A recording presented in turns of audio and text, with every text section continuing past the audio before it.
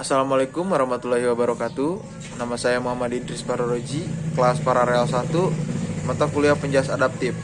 Saya mahasiswa Universitas Islam 45, program studi PJKR. Di video ini saya akan sedikit menjelaskan tentang tunanetra, tunarunggu, tunawicara, tunagarita, tunadaksa, dan tunalaras. 1. Tunanetra. Tunanetra yaitu gangguan penglihatan atau kebutaan, artinya adanya kerusakan pada kornea mata sehingga tidak dapat melihat. Tunanetra ada dua kategori, yaitu low vision atau remang-remang, dan total artinya tidak bisa melihat sama sekali. Penyebab tunanetra, tahap prenatal yang meliputi pengaruh trauma akibat guncangan atau bahan kimia. Tahap postnatal dapat terjadi sejak setelah bayi lahir, antara lain kerusakan pada mata atau saraf mata pada persalinan hamil. Penyakit mata lain menyebabkan ketunanetraan seperti trakoma dan akibat kecelakaan. Cara pembelajaran anak tunanetra adalah dengan metode tepuk tangan, berbicara untuk mengarahkan, dan menggunakan fluid. Cabang olahraga untuk tunanetra yaitu ada futsal, voli duduk, angkat berat, dan sebagainya. 2. Tunarunggu. Tunarunggu yaitu gangguan pada pendengaran. Tunarunggu ada dua kategori, yaitu sulit mendengar dan tuli. Sulit mendengar berarti adanya kerusakan pada alat pendengaran yang sifatnya bisa tetap dan tidak tetap. Berbeda dengan tuli. Tuli sama sekali tidak dapat mendengar. Penyebab terjadinya tunarunggu yaitu tahap prenatal atau dari keturunan, keracunan, kehamilan diakibatkan mengkonsumsi obat-obatan pada masa kehamilannya. Postnatal dapat disebabkan oleh bakteri yang menyerang telinga bagian dalam. Cara pembelajaran anak tunarunggu bisa dengan menggunakan gerak tubuh atau bahasa isyarat.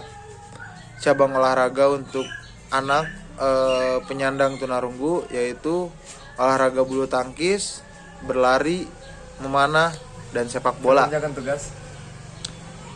3. Tunawicara yaitu ketidakmampuan seseorang untuk berbicara. Tunawicara ada dua kategori, yaitu gagap dan artikulasi tidak jelas. Penyebab tunawicara disebabkan adanya kelainan pada otak dan sering disebabkan oleh trauma kepala. Cara pembelajaran tunawicara bisa dikatakan hampir sama seperti tunarunggu karena tunawicara dan tunarunggu masih dapat melihat.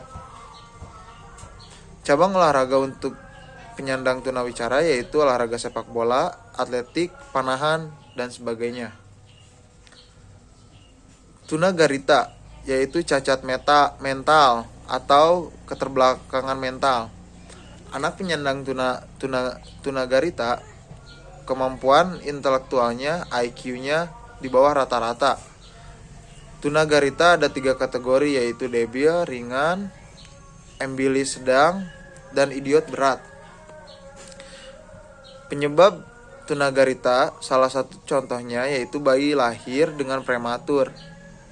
Cara pembelajaran penyandang tunagarita sebagai pengajar, kita harus sabar dalam memberikan pembelajaran ke anak penyandang tunagarita karena penyandang tunagarita memiliki IQ di bawah rata-rata. Cabang olahraga penyandang tunagarita adalah BOS atau olahraga rekreasi. 5. Tunadaksa yaitu cacat tubuh atau fisik. Tunadaksa ada 2, yaitu struktur anatomi lengkap namun tidak berfungsi dan struktur anatomi hilang. Penyebab tunadaksa bisa akibat dari folio, kecelakaan, keturunan, cacat lahir, dan sebagainya. Cara pembelajaran tunadaksa sama seperti mengajar anak pada umumnya, hanya saja anak penyandang tunadaksa membutuhkan bantuan alat untuk menunjang aktivitasnya pada saat melakukan olahraga ataupun kegiatan sehari-hari. Cabang olahraga untuk penyandang tunadaksa, futsal, voli duduk, renang, panahan, dan sebagainya.